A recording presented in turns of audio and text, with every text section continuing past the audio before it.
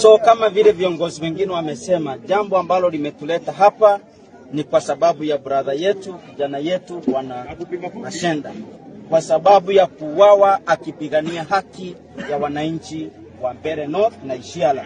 Yangu tu ni moja, kama wewe ni kiongozi, please do your work. Kama wewe ni MCA, uko na responsibility ya kupigania watu wako in your ward. Kama wewe ni governor, uko na jukumu ya kuover best health services. Fanya kazi yako, kwa sababu ile imetufanya tukuje hapa ni kwa sababu of incompetence na watu kukataa kufanya kazi ambao walipewa.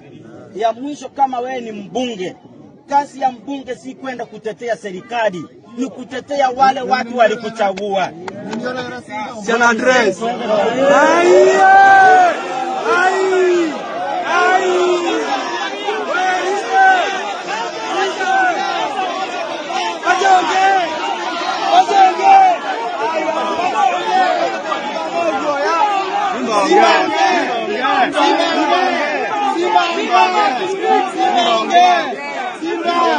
Simba.